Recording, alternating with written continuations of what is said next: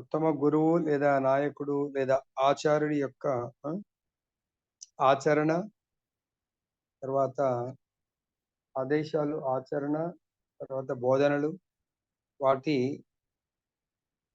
వాటి ప్రభావం, ఇతరులపై వాటి ప్రభావం గురించి చర్చిద్దాం.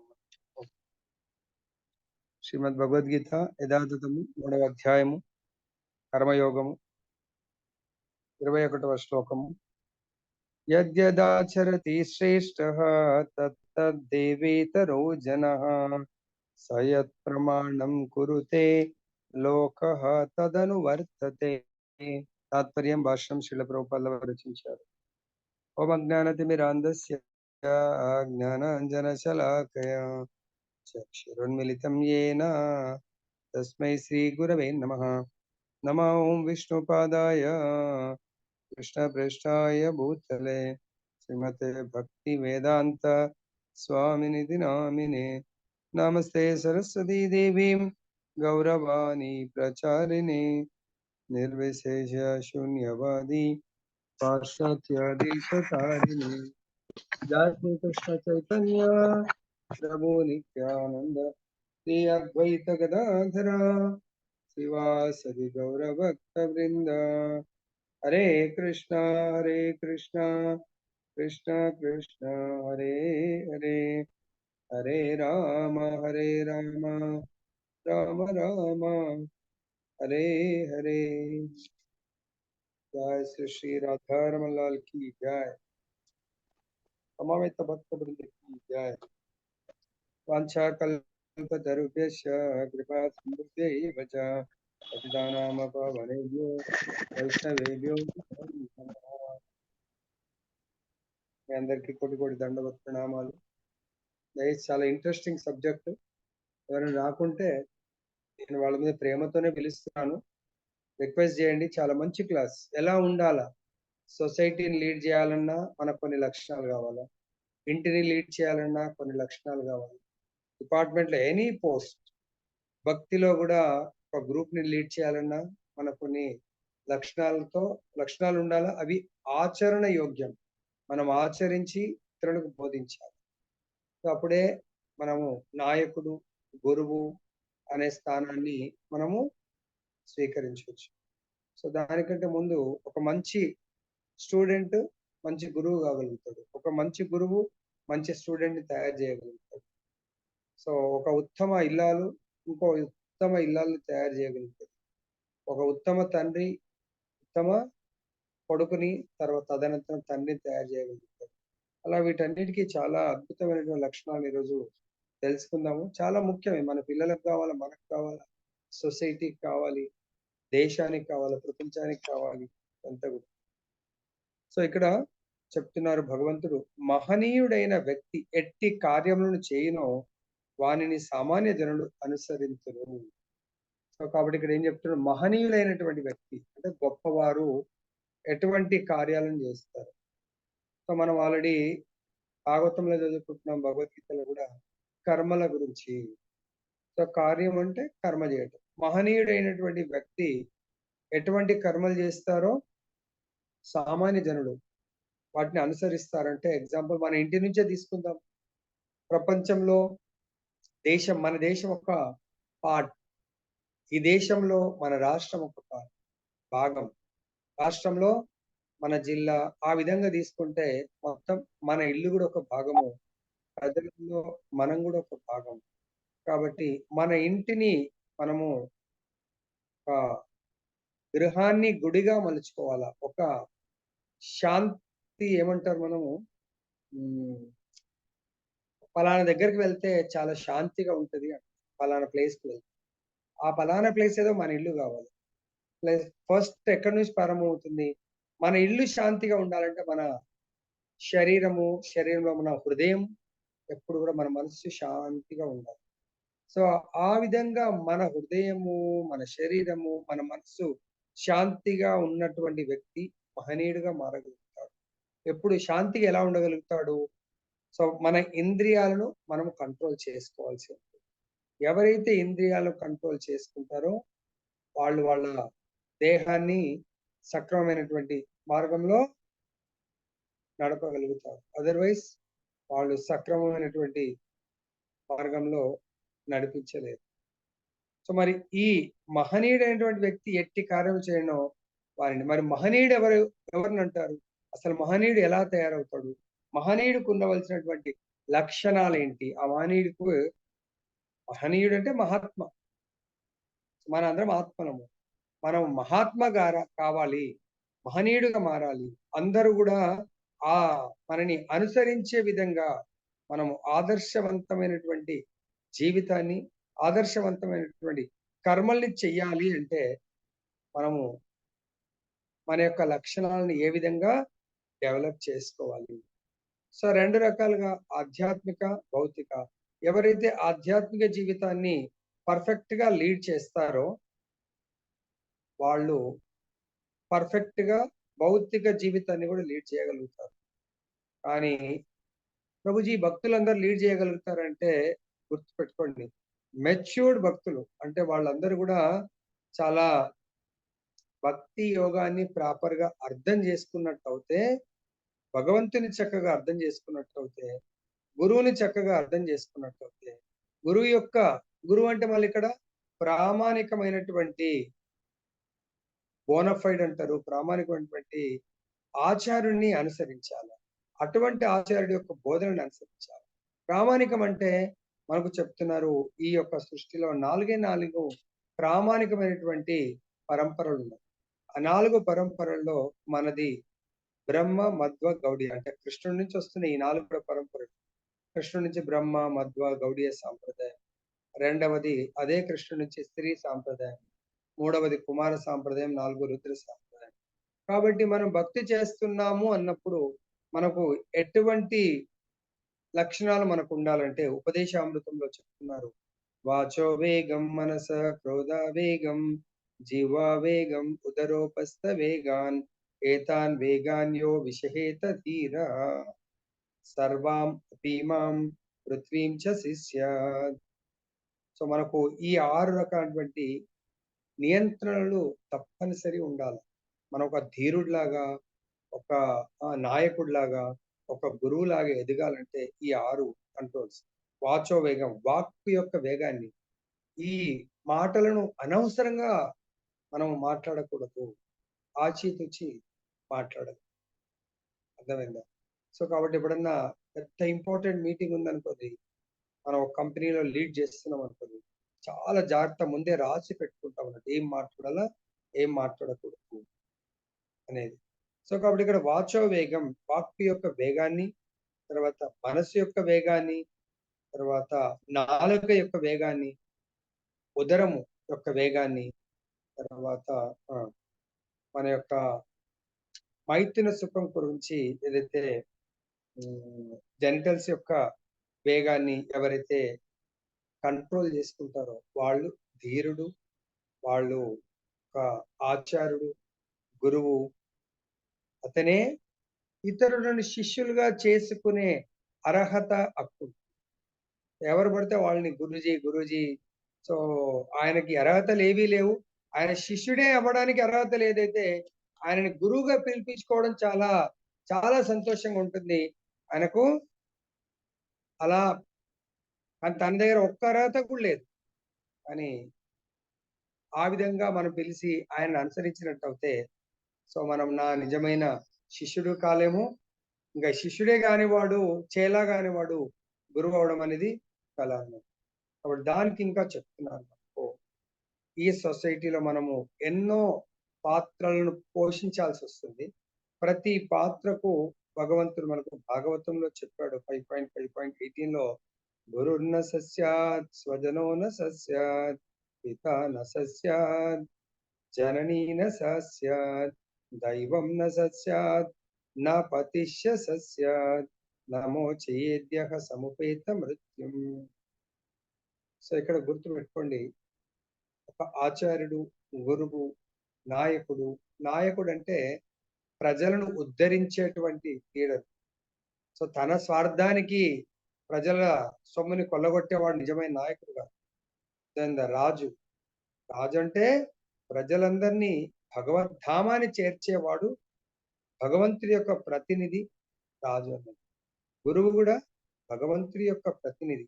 ఎట్లయితే 4 వర్ణాలు, 4 ఆశ్రమాలు ఉన్నాయో, 4 వర్ణాల్లో గురువు, బ్రాహ్మణ గురువు భగవంతుడి యొక్క ప్రతినిధి, క్షత్రియ అది కూడా భగవంతుడి యొక్క ప్రతినిధి.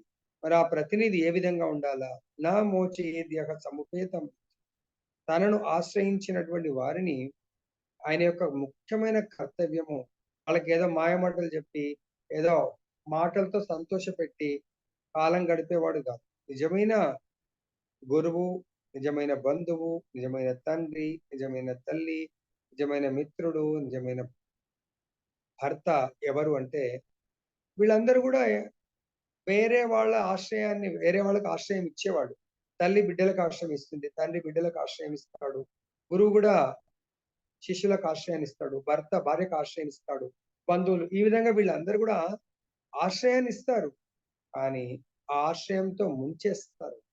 సపోజ్ ఎవరికన్నా స్విమ్మింగ్ నేర్పించాలంటే వాడికి ఏదైనా ట్యూబో లేకపోతే థర్మోకోల్ కానీ అలాంటివి కట్టి నీళ్ళలో దూకి ఈత నేర్పిస్తే మంచిది.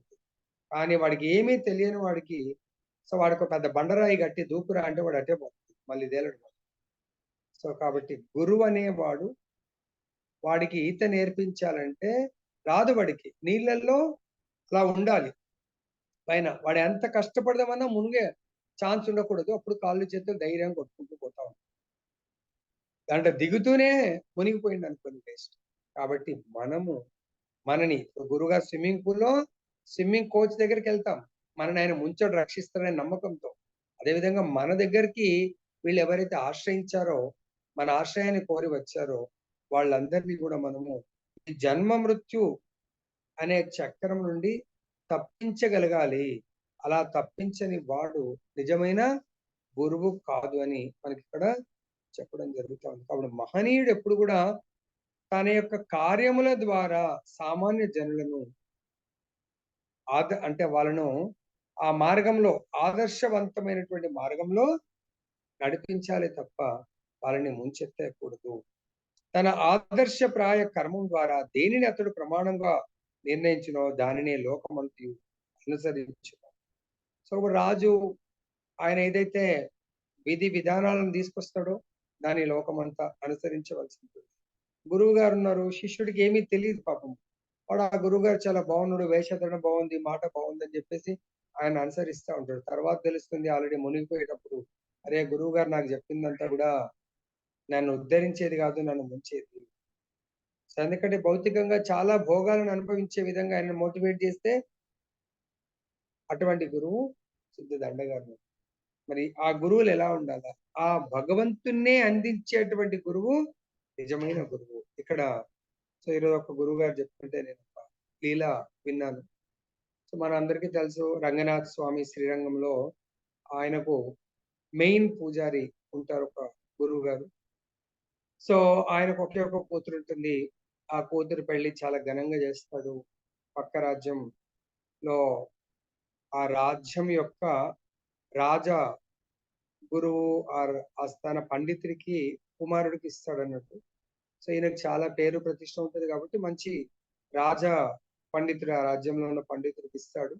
సో అల్లారు ముద్దుగా పెంచుకుంటాడు తన కూతుర్ని. కానీ అక్కడ వెళ్ళిన తర్వాత వాళ్ళు చాలా కష్టాలు పెడతా ఉంటారు. చాలా కష్టాలు పెడుతూ వాళ్ళు అంటారు, ఇక్కడ గారాబంగా పెరిగింది పాపం, అక్కడ వెళ్ళేసరికి అన్ని పనులు తనతోనే చేయిస్తా ఉంటారు. చాలా దుఃఖపడుతుంది. వాళ్ళు అంటారు, నీ వల్ల కాకపోతే మీ నాన్న చాలా పేరు ప్రతిష్ట ఉంది కదా, సో మరి నువ్వు కావాలంటే ఒక నౌకర్ని పంపిమను, ఆ నౌకర్తో పని చేయించుకో అంటారు. ఆ విషయం పాపం తను తన తండ్రికి చెప్పి పంపిస్తుంది. సో ఇక్కడ ఈయన చాలా పెద్ద గురువు గారు, చాలా మంది శిష్యులు ఉంటారు. సో కానీ ఎప్పుడు కూడా శిష్యుల యొక్క సంపత్తి కానీ శిష్యులని కానీ తన పర్సనల్ కు యూజ్ చేయకూడదు. అది ఏదైనా కూడా ఆ భగవంతుడి సేవ కొరకు మాత్రమే యూజ్ చేయాలి, అది ఆయనకు తెలుసు. కాబట్టి చాలా విచారంతో ఉంటాడు. తన దగ్గర డబ్బులు అంత లేవు, ఒక పర్సనల్ సెక్రటరీ అంటే అసిస్టెంట్ ని పెట్టి చేయడానికి చాలా బాధతో ఉంటాడు కొంచెం. అప్పుడు ఆయన ఒక శిష్యుడు, ఆయన కూడా చాలా స్కాలర్ పండితుడు అని, చాలా ఎంత అంటే ఒబీడియంట్ శిష్యుడు అని ఆ గురువు గారికి. ఎంత ఒబీడియంట్ అంటే ఇంకా గురువు గారు చెప్పింది వేదం అన్న, దాంట్లో ఇంకా ఎటువంటి తేడా ఉండదు. అలా చూస్తాడు గురువుగారిని చూస్తే గురువుగారు ఎప్పుడు ఫేస్ చాలా ప్రసన్నంగా ఉంటుంది. ఈరోజు చాలా దీనంగా ఉన్నాడు ఏంటి అని అడుగుతాడు. గురువుగారు ఏమైంది గురువుగారు? మీ ఫేస్‌లో ఈరోజు దీనత కనబడుతుంది. చాలా బాధతో ఉన్నట్టు అనిపిస్తుంది. ఎందుకలా ఉన్నారంటే, పర్లేదు ఏదో ఇక ఉంటాయి గదా! ఫ్యామిలీ లైఫ్ అన్నప్పుడు ఏదో ఉంటుంది. లేదు లేదు గురువుగారు. మేము గూడా మీ ఫ్యామిలీయే గదా! మరి మాకు చెప్పండి. మేముండి దేని కొరకు? మా గురువుగారి యొక్క సమస్యలు మేము తీర్చకపోతే, ఇంకా మేము మీ దగ్గర ఉండి దేని కొరకు? లేదులే అది మీరు చేసేది కాదులే అది. సో, అంటే లేదు గురువుగారు. అంటే మీరు మమ్మల్ని వేరుగా చూస్తున్నట్టే గదక్క. మీరు మీ యొక్క ఫ్యామిలీలో భాగంగా అనుకున్నప్పుడు, మీరు ఏది చెప్పినా గూడా నేను చేయడానికి రెడీగా ఉన్నాను. లేదు అది మీరు తీర్చేది కాదు అంటే నా మీద నమ్మకం లేదా గురువుగారు? మీరు ఇప్పుడు ఒక్కసారి ఆదేశం ఇచ్చి చూడండి. నేను రెడీగా ఉన్నాను. అప్పుడు చెప్తాడు సమస్య ఇది సమస్య. అంత చిన్న సమస్యకి ఎందుకు గురువుగారు ఇంత బాధపడతారు? మీరు చెప్పండి నేనెళ్ళిపోతాను. నేను అక్కడ సేవకుడిలాగా ఈయనకు అప్పటికే చాలా పేరు ప్రతిష్ట ఉంటుంది. ఇక్కడ చాలా స్కాలర్, చాలా పండితుడు. ఆయన పేరు దాశరథి. మీరెలా వెళ్తారు అక్కడ? లేదు లేదు నేనక్కడ నౌకరా. ప్రతిదీ మీ పాప ఏం పని చేస్తది ఇల్లు ఊడటం, వాకిలి ఊడటం ప్రతీదీ నేను జేస్తాను మీకెందుకు? నేను ప్రతి పని చేస్తున్నప్పుడు ఇది నా గురువుగారు నన్ను ఆదేశిస్తుండ్రు. అట్‌లీస్ట్ ఈ విధంగా నా ఇంద్రియాలకు నా గురువుగారి యొక్క ఆదేశాన్ని పాటించే మహద్భాగ్యం దొరికింది అని నేను చాలా ఆనందంతో చేస్తాను గురువుగారు. ఎంతమందికొస్తుంది ఇటువంటిది? మీ బాధని నేను తొలగించే మహద్భాగ్యం దొరికిందంటే నా జీవితం ధన్యమైపోయినట్టే గురువుగారు అంటే గురువుగారి కళ్ళల్లోంచి ఆనంద బాష్పాలొస్తాయి. ఇంత గొప్ప ఆయన స్వామీజీ ఆయన. కానీ బయట అందరికీ స్వామీజీ. గురువుగారి దగ్గర మాత్రం ఒక పాదధూళితో సమానంగా ఆయన తనను తాను భావిస్తూ అటువంటి ఆ! భావంతో గురువుగారి దగ్గర ఉంటాడు. చైతన్య మహాప్రభు చెప్పినట్టు. "శృణ్వాదపి సునిచేన తరోరపి సహిష్ణున అమానిన మానవేన కీర్తనీయ సదా హరి." సో నాకు ఈ రోజు భగవంతుడి యొక్క కీర్తన భగవంతుని ఇచ్చినట్టే ఈ మహాత్ముడే గదా! ఈయన లేకుంటే నేను ఎక్కడ ఉండేవాడిని? కాబట్టి నేను గురువుగారి యొక్క ఆదేశంగా భావిస్తానని చెప్పేసి వెళ్ళిపోతాడప్పుడు. వెళ్ళి సో, వాళ్ళ ఇంటికి వెళ్ళి నన్ను గురువుగారు పంపించారు. మారువేషంలో నేను మామూలు పేరు గూడా చెప్పడు. మామూలు సేవకుడిని అని జెప్పేసి వెళ్ళి అక్కడ రోజు నీళ్ళు నింపడం ప్రతీదీ ఇంకా ఒక పని మనిషి లాగా సేవ చేస్తా ఉంటాను. స్కాలర్ చూడండి. అంటే అది దేనికి నిదర్శనము? గొప్ప స్కాలర్ అయ్యుండి ఆయన అనామికుడిలాగా ఒక మామూలు సేవకుడిలాగా వాళ్ళు పాపం మామూలు పని మనిషికి ఎట్లా చెప్తారు? ఇది చెయ్యి, అది చెయ్యి, అది చెయ్యి, ఇది చెయ్యి అని చెప్పి పాపం ఆయన రాసి రంపాన పెడతా ఉంటారు. అన్నిటిని కూడా ఆనందంగా సేవ చేస్తా ఉంటారు. అలా కొంతకాలం గడిచిపోతుంది. 4, 5 సంవత్సరాలు గడిచిపోతుంది. ఈవెన్ ఆయనకు పాపం తన ఓన్ సాధన జపం చేయడానికి, తన యొక్క సంధ్యావందనం చేయడానికి కూడా సమయం సరిపోదు. అది కూడా కొన్నిసార్లు మానసికంగా చేసేసుకుంటాడు. గురుదేవుల వారి యొక్క కృప అని చెప్పేసి. సాధన కూడా చేయలేకపోతాడు. అయినా కూడా ఆయన బాధపడడు. అదొక 4, 5 ఇయర్స్ తర్వాత వాళ్ళ రాజ్యానికి దిగ్విజయ పండిత్ వస్తాడు.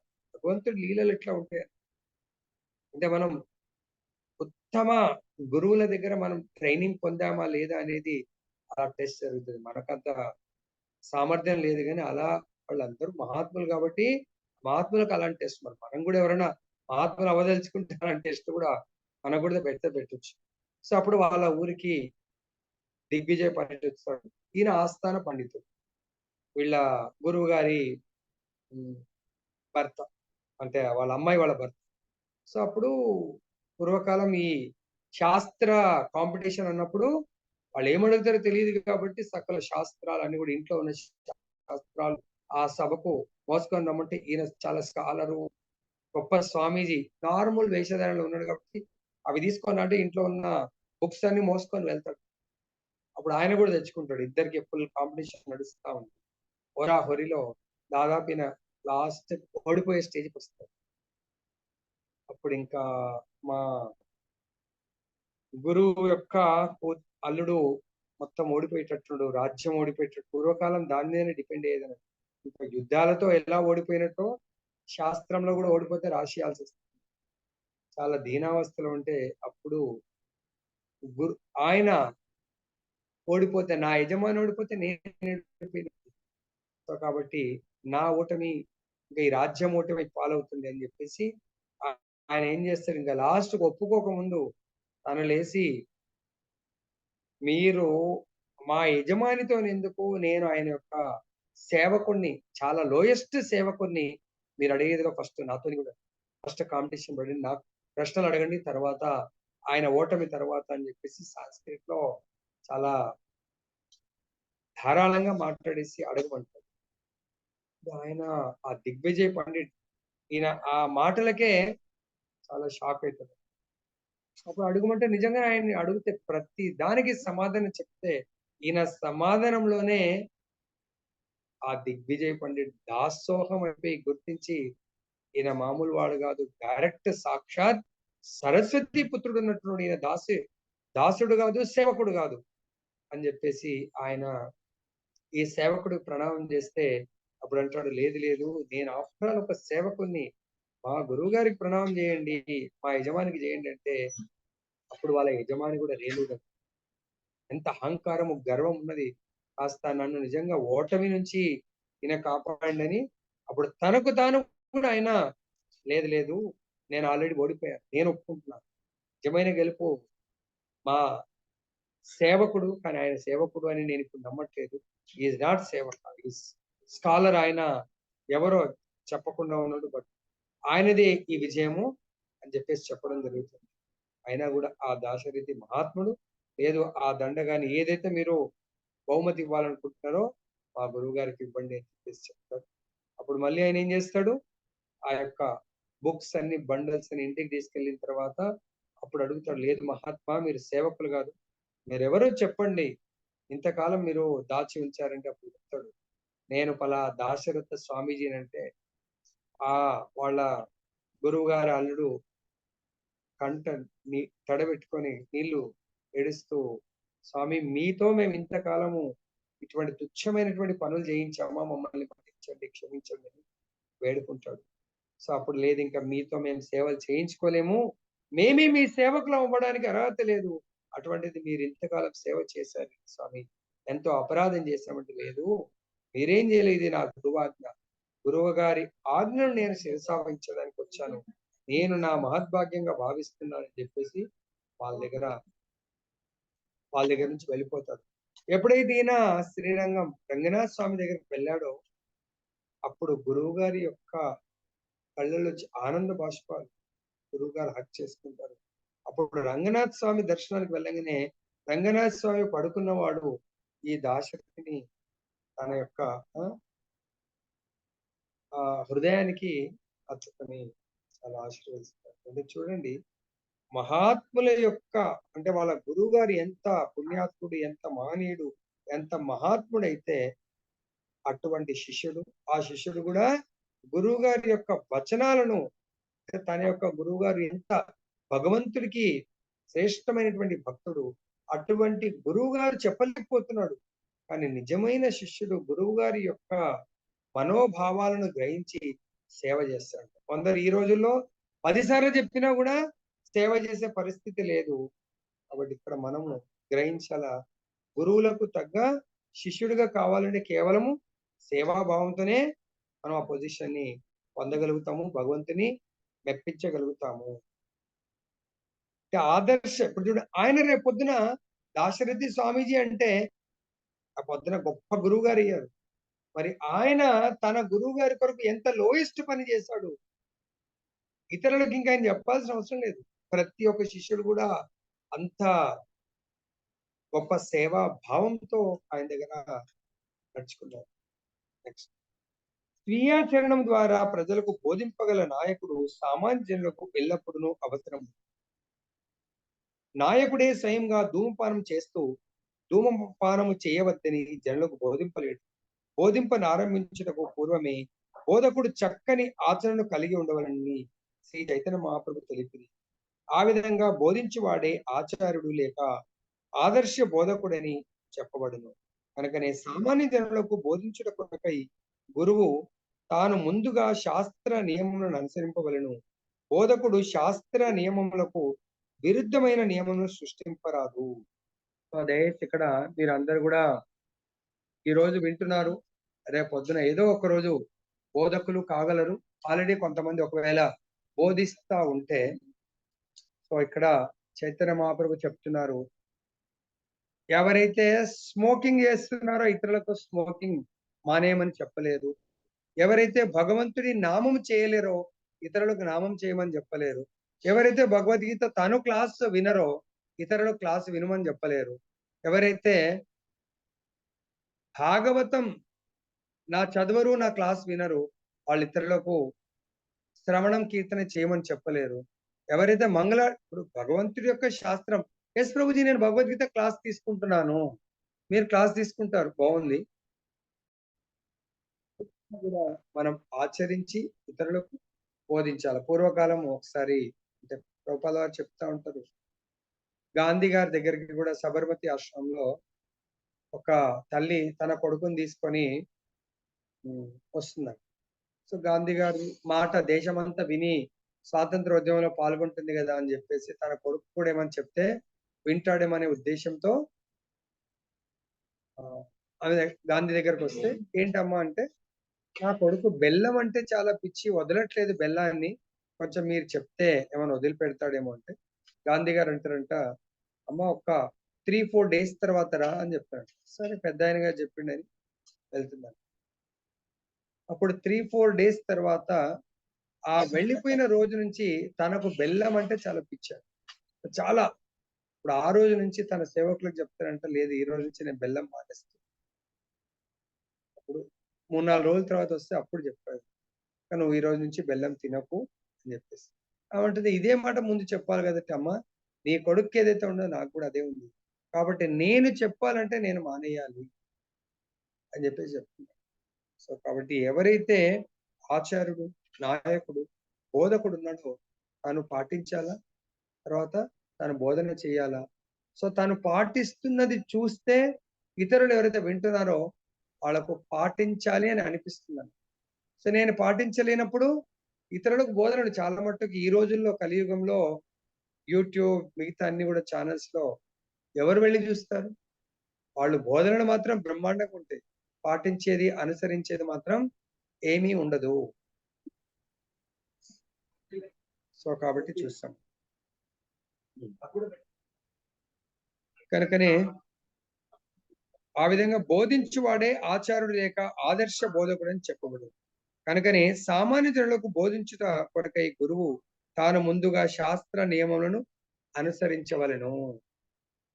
కాబట్టి చాలా మందికి అంటే క్లాస్ తీసుకోవాలని ఇంట్రెస్ట్ ఉంటుంది, వ్యాసపీఠం మీద కూర్చోవాలని ఇంట్రెస్ట్ ఉంటుంది, కానీ దాని విధి విధానాలను పాటించడం మాత్రం మన వల్ల కాదు. మరి in what way you are teaching, దేని కొరకు టీచింగ్ చేస్తే ఏమన్నా అదే భౌతిక బోధనకు పెద్ద అవసరం లేదు. మ్యాథమెటిక్స్ టీచర్ అనుకోండి, మ్యాథమెటిక్స్ ఏముంది, బ్రహ్మాండంగా వచ్చు కాబట్టి స్టూడెంట్స్ కి నాన్న ఇలా చెయ్యండి, దానికి మనం ఆచరించి చెప్పేది ఏముంటది.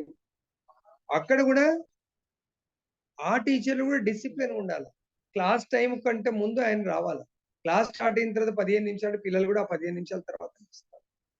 కాలేజ్ టైం ఉందంటే కాలేజ్ టైం లోపల ఆయన, అందుకొచ్చి ఈ రోజు రేపు పంచింగ్ సిస్టమ్ పెట్టి, సో కాబట్టి ఆయన వచ్చాడు అనుకోండి, స్టూడెంట్స్ కూడా స్టూడెంట్స్ ఆటోమేటిక్ గా భయపడతారు, అరే మన సార్ ముందే వచ్చి కూర్చుంటాడు.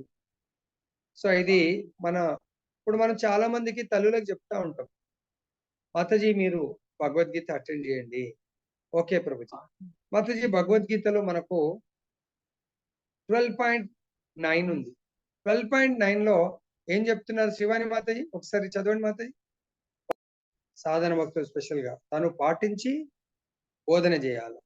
అప్పుడు ఎవరికైనా ఏమైనా డిఫికల్టీ ఉంటే తాను పాటిస్తున్నప్పుడు తనకేమన్నా బాధక సాధకాలు ఉంటే అవిటిని ఎలా ఓవర్కమ్ అవ్వచ్చు అని ఇతరులకు బోధించవచ్చు.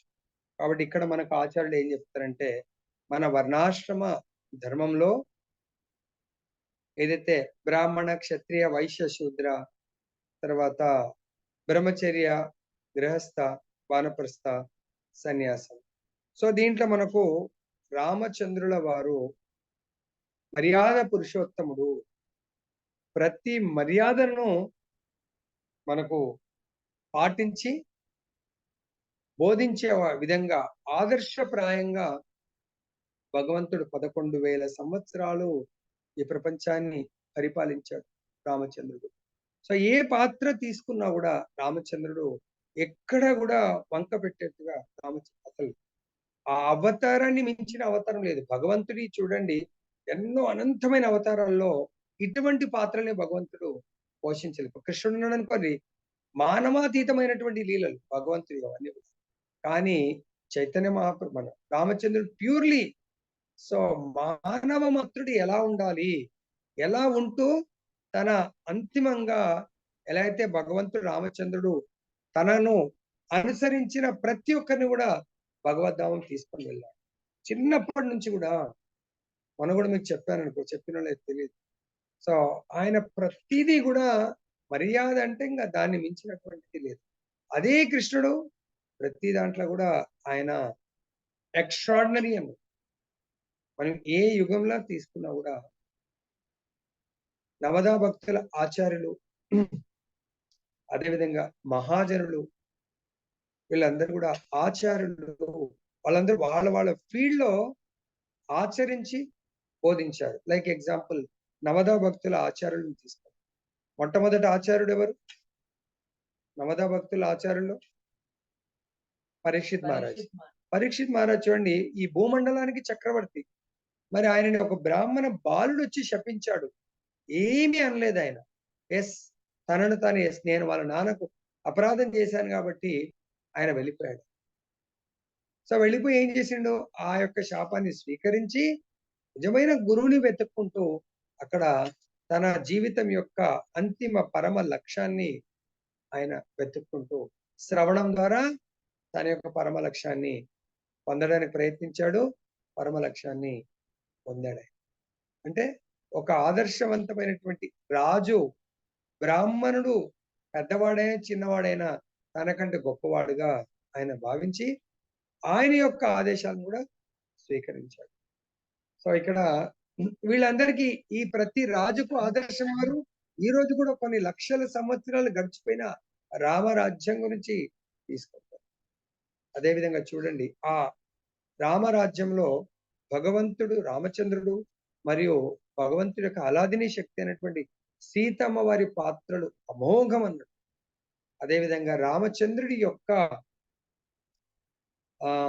ఎక్స్పాన్షన్స్ ఆ రామచంద్రుడి యొక్క సేవకుల రూపంలో వచ్చినటువంటి లక్ష్మణ స్వామి, భరతుడు, శత్రుఘ్నుడు వాళ్ళు ధర్మానికి ప్రతీక. భగవంతుడు ఒక ఆదర్శవంతమైనటువంటి కుమారుడు. ఇంకా భగవంతుడి అంటే రామచంద్రుడిని మించినటువంటి ఆ పుత్రుడి యొక్క పాత్ర ఇంకా అమోఘమంది, దాన్ని మించింది లేదు. ఎందుకంటే రేపు పొద్దున రాజుగా డిక్లేర్ చేశాడు, అదే పొద్దున అరణ్యానికి వెళ్ళిపోమన్నాడు. రాజుగా డిక్లేర్ చేసినప్పుడు ఏదైతే ఆనందంగా ఉన్నాడో అరణ్యానికి వెళ్ళిపోమన్నప్పుడు అంటే సుఖం వస్తుంది అన్నప్పుడు ఆనందం కంటే నన్ను ఆ సుఖం నుంచి తప్పించినప్పుడు దానికంటే ఎన్నో రెట్లు ఆనందాన్ని పొందుతాడు రామచంద్రుడు. ప్లస్ దానికి కారణము కైకేయి అన్నప్పుడు ఆమె పట్ల కించిత్తు కూడా ద్వేష భావము గాని క్రోధము గాని లేకుండా, ఎందుకంటే తన చిన్నప్పుడు తనని పెంచి ఎంత అల్లారు ముద్దుగా ఎలా దగ్గరగా సేవలు చేసిందో దానికి ప్రతిఫలంగా నాకు నా తల్లి మహద్భాగ్యాన్ని ఇచ్చిందనే భావంతో వెళ్తాడు తప్ప అసలు ఇంకా ఎటువంటి క్రోధము రాదు. అంటే చూడండి తండ్రి ఆజ్ఞ తల్లి పట్ల, తల్లి తనను అరణ్యవాసానికి గురి చేసిందనే కించిత్ కూడా క్రోధము లేదు రామచంద్రుడికి. అదే విధంగా కుమారుడి పాత్ర, తర్వాత సోదరుడి పాత్ర. ఎవరి కొరకు రాజ్యాన్ని తన యొక్క తమ్ముడి కొడుకు అడిగింది కాబట్టి మామూలుగా అయితే ఆటోమేటిక్ గా తనే రాజుగా ఉండాలి. కానీ అక్కడ తన సోదరుడు రాజుగా ఉండాలి అంటే తాను ఉంటూ ఆయన రాజ్యాన్ని స్వీకరించలేడు. కాబట్టి తను వెళ్ళిపోతే రాజ్యాన్ని స్వీకరించగలడు అని చాలా సంతోషంగా ఆ సోదరుడి యొక్క సుఖం కొరకు తను అరణ్యానికి వెళ్ళిపోతాడు. అదేవిధంగా గొప్ప మిత్రుడు భగవంతుడు. ఆ ఎవరికి మిత్రుడు? సుగ్రీవుడికి చాలా గొప్ప మిత్రుడు. ఆ మిత్రుడికి మాటిచ్చిన ప్రకారము రాజ్యాన్ని అప్పచెప్పడం జరుగుతుంది. అదేవిధంగా గొప్ప స్వామి ఆంజనేయుడికి స్వామి భగవంతుడు. సుగ్రీవుడికి విభీషణుడికి గొప్ప మిత్రుడు భగవంతుడు. అదే విధంగా గొప్ప రాజు. రాజధర్మం ముందు తన యొక్క ఫ్యామిలీ ధర్మాన్ని కూడా పక్కన పెడతాడు. సో ఇలా దానికి నిదర్శనం కొన్ని చూడండి. అంటే మనం ఆదర్శవంతమైనటువంటి పాత్రలు, సీతమ్మ వారిని రావణాసురుని చంపాడు. సో ఇంకా ఆ లంక రాజ్యాన్ని విభీషణుడికి ఇచ్చాడు. సీతమ్మ వారిని ఇంకా తీసుకొని రావాల. అప్పుడు సీతమ్మ వారు ఇంకా చాలా కాలం తర్వాత రామచంద్రుని చూసింది. ఆ యొక్క దివ్యమంగళ స్వరూపాన్ని చూసి ఎంతో ఆనందంతో తన స్వామిని కలవబోతున్నాని దగ్గరకు వస్తే అప్పుడు రామచంద్రుడు చాలా కఠోరమైనటువంటి, అంటే మనం కూడా ఇది ఆదర్శవంత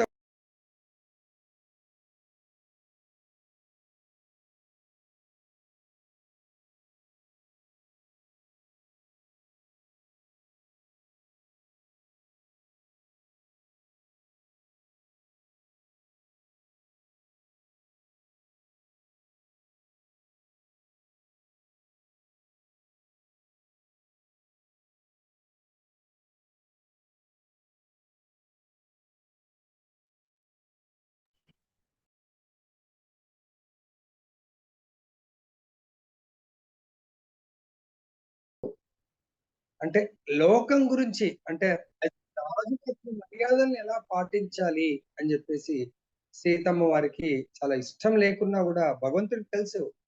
అంటే యాజ్ అ రాజు పొజిషన్ లో సీతమ్మ వారికి అగ్ని ప్రవేశాన్ని కోరుతాడు.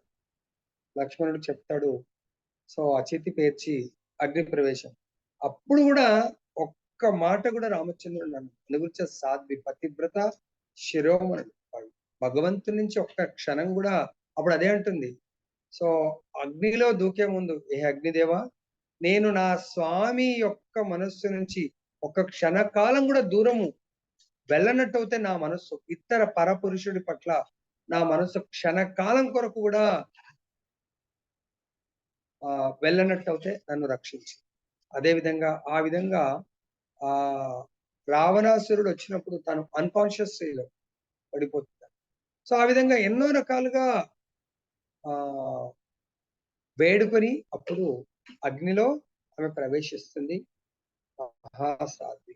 సో అందరూ ఇంకా అసలు ఆ సందర్భంలో ఈవెన్ బ్రహ్మాది దేవతలు కూడా అక్కడ ప్రజెంట్ అవుతారు. ఏంటి రామచంద్రుడు ఇలా జగజ్జనని లోకపావని ఆ తల్లిని అడగటం ఏంది ఇట్లా అని చెప్పేసి.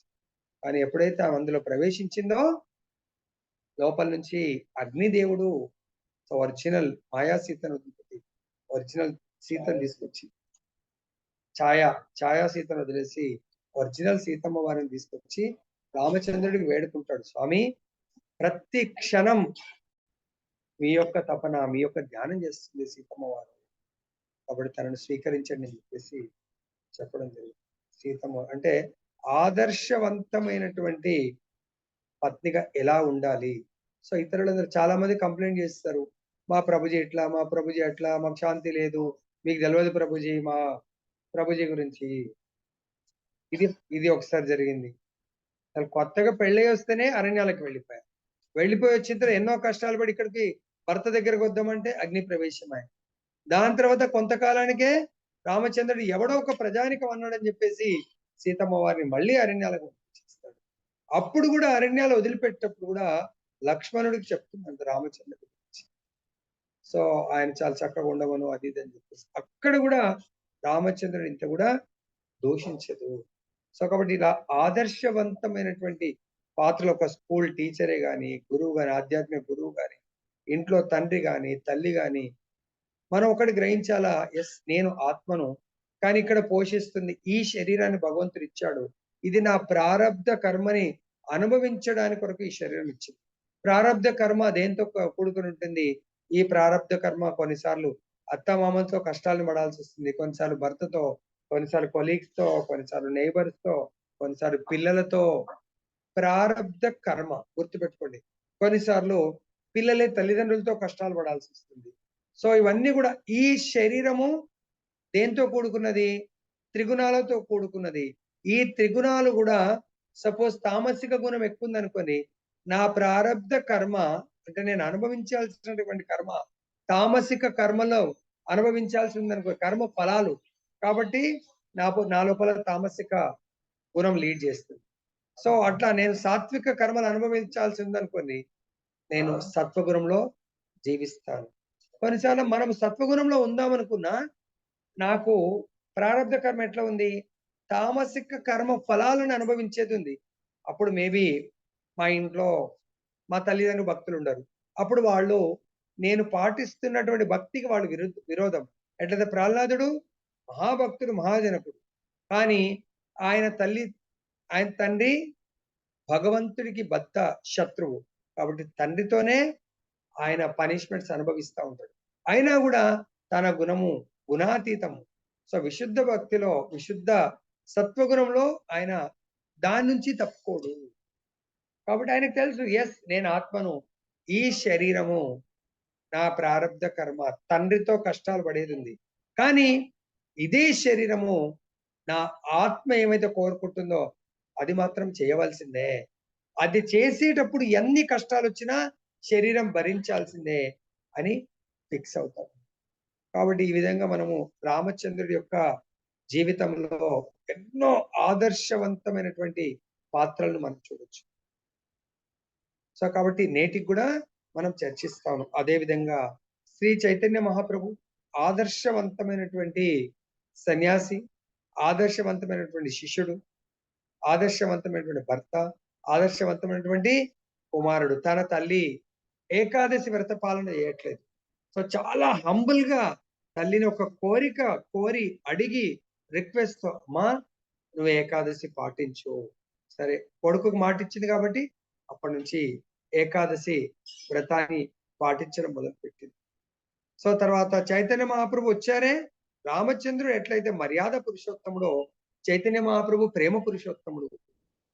ప్రేమని తీసుకొని వచ్చాడు. అదే కృష్ణ భగవానుడు లీలా పురుషోత్తముడు, లీలల్ని తీసుకొని వస్తాడు, లీలలు చేస్తాడు. చైతన్య మహాప్రభు ప్రేమ పురుషోత్తముడు అంటే ప్రేమను తీసుకొని వచ్చాడు. ఆ ప్రేమ పంచి ఎప్పుడు పలానాళ్ళకి ఇవ్వాలి, పలానా వాళ్ళకి ఇవ్వకూడదు అనేది రెస్ట్రిక్షన్ ఏం లేదు. ప్రతి ఒక్కరికి, స్పెషల్లీ లోయెస్ట్ వాళ్ళ నుంచి ప్రారంభించాడు. లోయెస్ట్ వాళ్ళకు పంచడం ప్రారంభించాడు చైతన్య మహాప్రభు. ప్రతి ఒక్కరికి కూడా హరినామ సంకీర్తన, గోలోకేర ప్రేమధన, గోలోకం నుంచి ప్రేమధనాన్ని భూలోకానికి తీసుకొచ్చాడు. ఆ భూలోకంలో ప్రతి ఒక్కరికి కూడా ప్రేమధనాన్ని పంచడంలో భగవంతుడు ముందుగా ఉన్నారు. మరి ఆ ప్రేమధనం ప్రచారంలో తన యొక్క భార్య అయినటువంటి విష్ణు ప్రియ దగ్గర పర్మిషన్ తీసుకొని వెళ్ళిపోయాడు. ఆ విష్ణు ప్రియ కూడా మహాసాధ్వి, లోక కళ్యాణార్థమే స్వామి వెళ్తున్నప్పుడు ఆబ్జెక్షన్ చెప్పలేదు. ఆ తల్లి కూడా ఆబ్జెక్షన్ చెప్పలేదు. కాబట్టి మనం చెప్పడం ఒకటి, మనసా వాచ కర్మ. మనసులో ఏముందో అదే మాట్లాడాలి. ఏముండాలి మనసులో? ఈ మనసు నిండా భగవంతుడు ఉండాలి. కాబట్టి ఎవరిని మనసులో అయితే భగవంతుడు ఉంటాడో వాళ్ళు అదే భగవంతుడి గురించి మాట్లాడతారు. ఎవరైతే భగవంతుడి గురించి మాట్లాడతారో అదే భగవంతుడి గురించి కర్మలు చేయడం మొదలు పెడతారు. కాబట్టి ఇక్కడ మనందరం కూడా దయచేసి గుర్తు పెట్టుకోండి, మన ఇంట్లో మనమే క్లాస్ అటెండ్ చేయం, పిల్లల్ని క్లాస్ అటెండ్ చేయమంటాం. మనమే భగవంతుడి సేవ చేయము, పిల్లల్ని చేయమంటాం. మనం మంగళారతికి లేవము, పిల్లల్ని లేవమంటాం. మనం టెంపుల్కి వెళ్ళము, పిల్లల్ని వెళ్ళమంటాం. సో ఎక్కడ న్యాయం జరుగుతుందండి? సో కాబట్టి ఒక టీచర్ అయినా, గురువు అయినా, ప్రతి పాత్ర, తల్లి అయినా, తండ్రి అయినా, సో మనం మొట్టమొదటగా భగవంతుడి యొక్క భక్తియుక్త సేవ చేస్తూ మన జీవితాన్ని ఉద్ధరించుకున్నప్పుడు ఆ ఉద్ధరణలో మనం పొందుతున్నటువంటి ఆనందాన్ని ఇతరులకు పంచవచ్చు. లేదంటే ప్రతి ఫీల్డ్ లో కూడా త్యాగం చేయాల్సి ఉంటుంది. ఏ పోస్ట్ మనం ఎలక్ట్ అయినా కూడా, భౌతికమైన, ఆధ్యాత్మికమైన, నేను త్యాగం చేయలేను, ఫ్యామిలీ సమయం త్యాగం చేయలేను, ఏదైనా కూడా త్యాగం చేయలేను, కానీ భోగం కావాలా? త్యాగం చేయకపోతే భోగం రాదండి. ఆఫీస్ లో పని చేయాలంటే ఇంట్లోతో 8 నుంచి 10 గంటలు వాళ్ళ యొక్క సాంగత్యాన్ని త్యాగం చేస్తే అప్పుడు డబ్బులు వస్తాయి, భోగాన్ని అనుభవించవచ్చు. అదేవిధంగా ఆధ్యాత్మికమైనటువంటి ఆనందాన్ని అనుభవించాలంటే భౌతికమైనటువంటి భోగంకు కేటాయించేటువంటి సమయాన్ని త్యాగం చేయండి. భౌతిక భోగ త్యాగము ఆధ్యాత్మికమైనటువంటి ఆనందాన్ని ప్రసాదిస్తుంది, భగవంతుని ప్రసాదించడం జరుగుతుంది. లేదంటే ఇట్ ఈస్ ఇంపాసిబుల్. సో కాబట్టి ఉత్తమ గురువు కావాలంటే భౌతిక భోగాలను త్యజించాలి. ఉత్తమ నాయకుడు కావాలంటే భౌతికమైనటువంటి స్వార్థపూరితమైనటువంటి ఆలోచనలను మనము త్యజించాలి. సో సమాజానికి సేవ చేయాలన్నా కూడా మనము నిస్వార్థమైనటువంటి సేవ చేయాలి. భగవంతునికి సేవ చేయాలంటే నిస్వార్థం ఒకటే సరిపోదు. ప్రేమ ఉండాలి. సమాజం సేవ చేయాలన్నా ప్రేమ ఉండాలి. సో ప్రేమతో ఎవరినైనా జయించొచ్చు. ఆ ప్రేమతో చేసేటువంటి సేవ మనకు శాశ్వతమైనటువంటి విజయాన్ని మనకు అందిస్తుంది. అది శాశ్వతమైనటువంటి నాయకుడు, శాశ్వతమైనటువంటి గురువు ప్రభుపాదుల వారు ఉన్నారు. ఈరోజు ప్రపంచమంతా కూడా ప్రభుపాదుల వారిని ప్రే చేస్తా ఉంది, అర్చన చేస్తా. ఈజ్ ద ఆదర్శవంతమైనటువంటి ఐడియల్ ఆచార్య, ఐడియల్ గురువు. సో కాబట్టి మనం ఆ విధంగా ఆదర్శవంతమైనటువంటి పాత్రల్ని పోషించాలంటే మనం ఎంతో కొంత సాక్రిఫైస్ చేయాలి. ఓకే. సో కాబట్టి ఇంతటితో మనం ముగిద్దాం. ప్రతి పాత్రను కూడా భగవంతుడు రామచంద్రుడిని, చైతన్య మహాప్రభుని, ప్రహ్లాద్ మహారాజ్ని, ప్రభుపాదుల వారిని, ప్రభుపాదుల వారి గురువు భక్తి సిద్ధాంత సరస్వతి ఠాకూర్, ఆయన కూడా తన జీవితాన్ని భగవత్ ప్రచారానికి అంకితం చేశాడు. భక్తి సిద్ధాంత సరస్వతి ఠాకూర్ వాళ్ళ గురువు గారు భక్తి వినోద్ ఠాకూర్ యాజ్ ఎ గృహస్థ సో తన జీవితాన్ని కూడా ప్రచారానికి, బుక్స్ రాయడానికి ఎంతో అంకితం చేశారు. కాబట్టి మనందరం కూడా ఎంతో కొంత గురువు అయిన కృష్ణుడి కొరకు మన జీవితాన్ని కొద్దిగా సమయం కేటాయిస్తూ ఏదైతే వింటున్నామో ఆచరించడానికి ప్రయత్నం చేయండి. లేదంటే వృధా అవుతుంది. ఆచరించేదే చెప్పండి, లేకుంటే వేస్ట్. చెప్పడానికి విలువ లేదు. ఓకే, ఇంతతో ముగిస్తాను. అనంతరా శ్రీమద్ భగవద్గీత की जय, श्री राधारमण लाल की जय, जगन्नाथ बलदेव सुभद्रा माई की जय, गौर निताय भगवान की जय, जगत गुरु श्री प्रभुपाद की जय, श्री श्रीपाद गुरु महाराज की जय. ఎవరికైనా ఏమైనా సందేహాలు ఉంటే అడగండి.